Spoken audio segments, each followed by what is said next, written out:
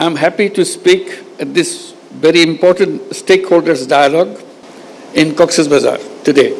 I would like to thank all of you for your presence and participation, active participation in this very important dialogue. I come here at a very important moment in our political history. 1 year back, we have gone through a killing spree and followed by student uprising, student-led uprising to free the country from the fascist regime. Now we are ready for another transition in our political history. We have announced the time for election. It's just about a year back, we had the uprising mixed with the killing spree. And the country has come to this stable enough and ready to have the election. So we announced the election in the first half of February 2026. Interim government will be replaced by an elected government. We hope we can work out a solution to the Rohingya problem to let them go back to their own home as a part of this transition process that we are going through. It will be complete when we see we have also achieved this goal to have all our Rohingya guests to return to their own home in their own environment. On the 8th Rohingya Genocide Remembrance Day, with a heavy heart, I draw your attention to the forced displacement of Rohingyas and their exodus to Bangladesh from Myanmar. In a spate of only few weeks, in August 2017, around 800,000 Rohingyas crossed into Bangladesh. They came to Bangladesh to save their lives. Unfortunately, the barbaric attack and persecution still persists. Hence, we see fresh arrivals at our doorsteps every day. On this fateful day, it is our moral responsibility to take the right side of history and stop the armed actors from carrying out their horrible design of ethnic cleansing of the entire Rohingya population. It will be a historic blunder if we wait for seeing the very last Rohingya leaving Rakhine. We cannot let it happen. International commitment is to help the Rohingyas to go back to their own home. When Secretary General came in March here to be with the Rohingyas during the month of fasting, and he himself gone through the fasting for the whole day and meet for iftar, breaking of the fast, with nearly 100,000 or 150,000 Rohingyas around him, giving them hope that the world is with them and help them to go back their home and celebrate those festivals like Eid al-Fitr back home rather than here in the camps. We see fearful and shuttered eyes of Rohingya women and men when they appear at our doorsteps with horrific stories. The stories include, among others, systematic persecution, denial of nationality, forced deportation, mass killing, rape, inhuman torture, destruction of their properties in arson, and so on and so on. That is why in 2017, and even before that, Bangladesh opened its border to the Rohingya in a humanitarian gesture to save their lives despite resource and capacity constraints. This manifests our empathy and compassion towards fellow human beings during their gravest humanitarian crisis.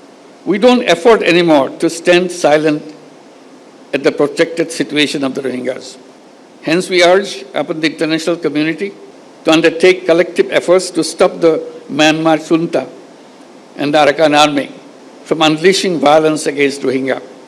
Effective role of the international community is much more needed than ever before. Excellencies and distinguished guests, I acknowledge the continued support, assistance, and solidarity of the donors, our partners, UN agencies, international organizations, and friends across the globe to the Rohingyas sheltered in Bangladesh. We greatly value your compassion and continued partnership for the Rohingyas. Your continued support will remain pivotal and exigent until they return home. Bangladesh now hosts 1.3 million forcibly displaced Rohingyas from Myanmar. That makes Cox's Bazar the largest refugee camp in the world. In addition, around 32,000 new babies are born each year in these camps. On the contrary, only less than 500,000 of them are living in Myanmar. This picture manifests that due to continued persecution, Rohingyas continue to leave Myanmar. During last 8 years, people of Bangladesh, in particular the host community here in Cox's Bazar, have been making tremendous sacrifices. The impact on our economy, resources, environment, and ecosystem, society, and governance have been huge. I thank our host community and the people of Bangladesh for their wholehearted support and enormous sacrifices for the Rohingyas. We don't foresee any scope whatsoever for further mobilization of resources from our domestic resources, given our own challenges. Rohingya issue and its sustainable resolution must be kept alive on the global agenda as they need our support until they return home. In that spirit of solidarity, during the last Ramadan in March this year, the Secretary General of the United Nations, Antonio Guterres, and I joined with over 100,000 Rohingyas in an iftar in Cox's Bazar, as I mentioned before. I take this occasion to thank the Secretary General on behalf of all the Bangladeshis and all the people in the camp and all the Rohingyas, wherever they are. That was a wonderful gesture he did and uplifted the morale of all the people in Bangladesh and the Rohingyas, particularly around the world. You may recall that last year in the United Nations General Assembly, I made a 3-point proposition to address the Rohingya crisis. In recognition of my call, the high-level conference was envisaged for this year's General Assembly. I hope that this dialogue here in Cox's Bazar will contribute substantively to the conference in New York in shaping the roadmap for an expedited and permanent solution of the Rohingya crisis. My Rohingya brothers and sisters, Bangladesh supports and is working relentlessly for a sustainable solution to your crisis. This dialogue is aimed at amplifying your voice in rolling out a roadmap towards early, voluntary, and sustainable return to your homeland.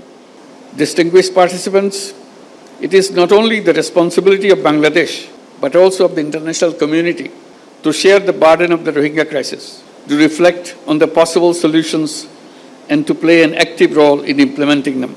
In going forward towards these objectives, I propose the following 7 points.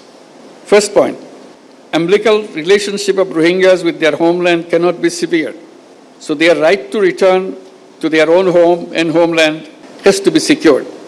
Therefore, we urge all parties and partners to work hard for charting a practical roadmap for their speedy, safe, and dignified, voluntary, and sustainable return to their homes in Rakhine as soon as possible. We must not be held hostage to mere rhetoric. The time is for action right now. Second point, undiminished contribution of donors and humanitarian partners is essential to ensure continuity of life-saving programs. We make an appeal to the international donors to enhance their commitments in order to fill out the fund gaps in the joint response plan of 25-26. At the same time, we urge upon the stakeholders to undertake consolidated efforts for adequate and sustainable funding for future as well. Third point, all acts of violence against Rohingya must cease immediately. We urge upon the Myanmar authorities as well as the Arakan army to ensure safety, security, and livelihood of the Rohingyas. They should make sure that no more Rohingyas enter into Bangladesh. At the same time, they must allow internally displaced persons from camps in central and northern Rakhine to return to their homes inside Myanmar as soon as possible. Fourth point, a platform for consultation or dialogue is exigent for commencing communication, reducing tension, ending conflict among the ethnic communities inside Myanmar. We urge upon Myanmar government and de facto authorities in Rakhine to constructively engage in dialogue with the Rohingyas to promote reconciliation among themselves, restore rights of the Rohingyas, and facilitate their speedy repatriation back to their homes. Fifth point, role of the international community, in particular ASEAN and countries in the neighborhood, is indispensable to create conducive environment in Rakhine.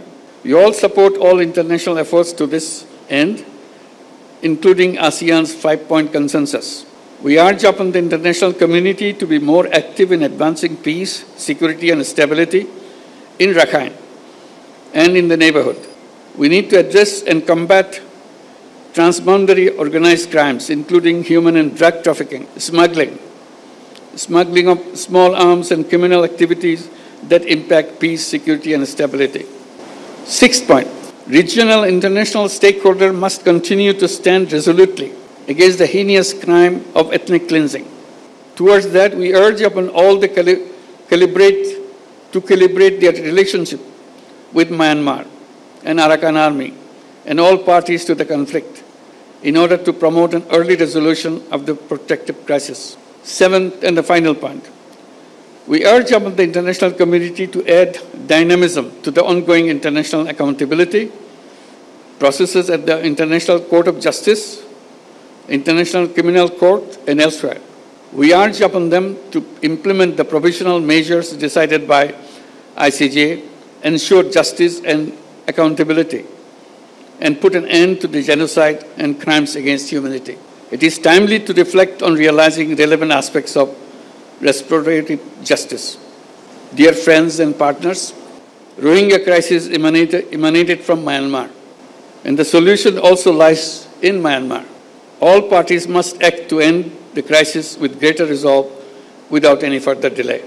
Your solidarity with the Rohingyas' voice could be a beacon of hope for them in reversing their marginalization and persecution as the starting point of their return to their homeland.